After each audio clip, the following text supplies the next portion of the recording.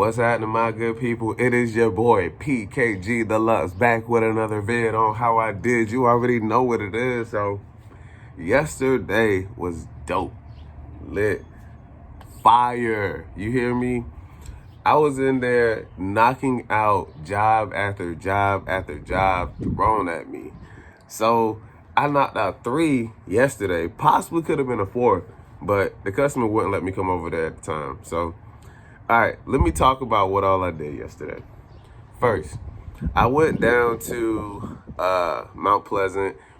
This is all in the Charleston area, so I realized that a lot of people that really need the bulk of the assistance on the East Coast come from the coastline shore. So you'll be dealing with people all the way as far as Wilmington, Myrtle Beach, North Myrtle Beach, Longs, Merle's Inlet, Georgetown, Socastee,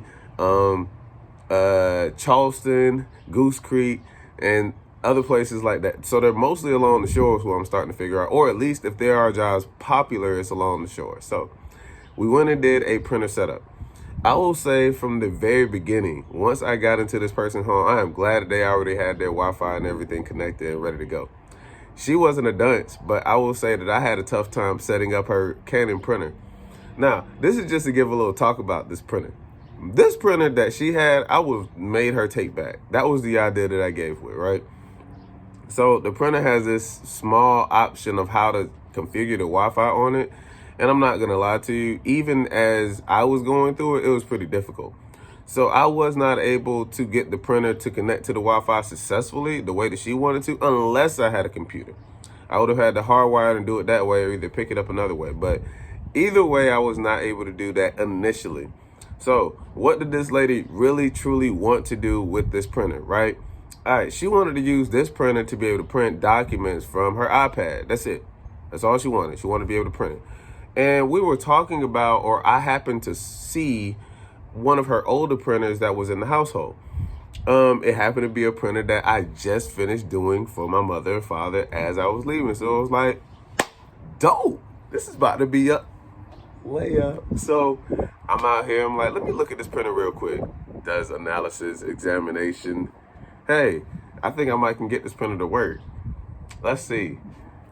Downloads the AirPrint or HP Smart app. So we used the Smart app to configure it, plugged it up. It had a whole bunch of functions kinking on, and then boom. So I downloaded the driver for it. I already had an HP Smart printer here at my mother and father's house. It was like, boom, that's easy. And I was able to print a test page from it. So boom, test page. I said, hey, ma'am, come here. Let me borrow you for a moment. Can you log into your iPad one more time, and let's see if we can print anything from my iPad. Boom. So right then and there, her solution was to take the new printer that she just purchased back because I fixed the old one. Oh man, look at me. I was on fire. So what then happens next? All right, so now that's the first job. Second job, I'm already calling the lady and telling her I'm on my way. She has an Insignia TV, right? The Insignia TV is having like this black screen issue. Now, for a lot of people who deal with or have noticed that this function issue goes on, you probably will see what I'm about to talk about, right? So there's a point in time in your TV where the screen completely goes black and it will still display sound, right? That is what we call a defaulted TV, or a TV that is or needs to be refurbished, because that TV is now losing the bulb power in the back of it, and what it would cost to replace the TV's bulb will cost more than just getting another TV. So with that being said, the lady that had this issue going on, her bulb was burning out in the back, and that's all it was. So it was cut off, but you could still hear Law and Order the way that she wanted to. And we were watching this Law and Order. We were tuned in, like, so cool. We watching Law and Order. I'm talking about it. Goes out. I'm like, all right, cool. I see what your problem is. Now, initially, that didn't happen. I was in the house for about 30 minutes and nothing was going on with this TV. But once she came back out and told me, it was like, okay, cool. So now I see the issue. My recommendation to her was, well, first, I'll go back. It wasn't a recommendation at first. I initially saw, once again, I got to keep that in mind. Like, when you see something that can change the tide, that's when you move it. So she already had purchased a 55-inch Insignia television that was already mounted on the wall, and it had a protection plan to it. Good job there, because that's going to help me out a long way.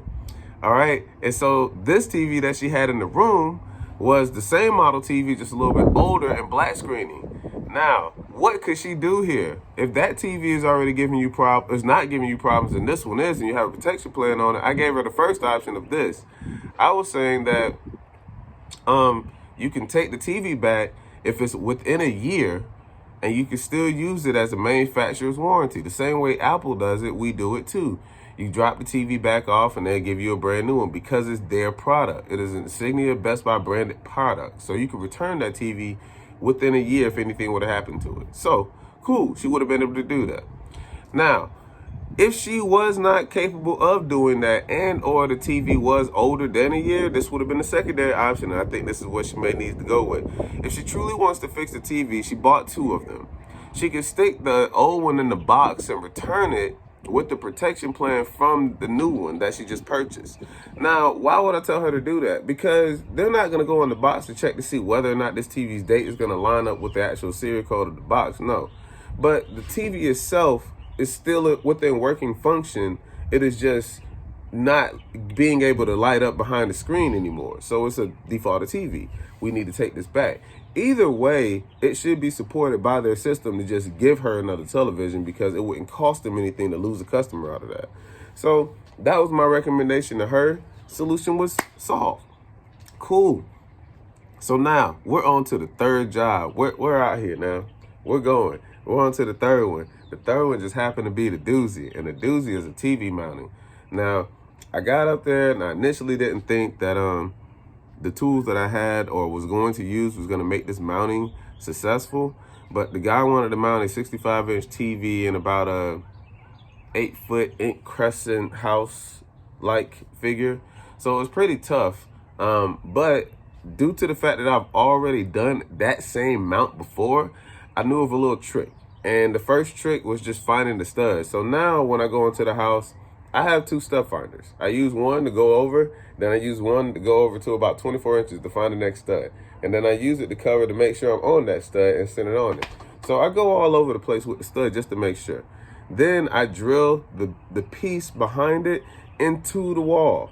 The actual screw that they give you, I drive it into the plywood so that it does not move whatsoever. And I'm making sure that it is secure as I'm putting it up there. I'm going to drop the recording of this as well. Afterwards, I'm able to mount the TV from the back, screw all the bolts on, and just pop the TV up there. I usually ask for assistance when it comes to mounting anything 65 inches or better, because at this point, I want you to understand that this is your TV, not mine. My entire purpose is just to get your TV up there. So if you don't want to assist me and something happens to this TV, hey, my job was still fulfilled. It says TV mounting, not put TV on mount. So just understand that I'm not against not doing it by myself, but I'll always recommend asking somebody if it gets to the point where we're talking 65, 75, 85-inch TVs or better. It's just something to take into consideration because it's not a job that you would want to do by yourself. Okay? So we have all those interludes that we went through, knocked those jobs out. We were on a mission yesterday, and hopefully we'll be on the same one today. So you guys stay tuned, stay focused, and stay in gear, all right? PKG Deluxe is here. PKG Deluxe is out, baby.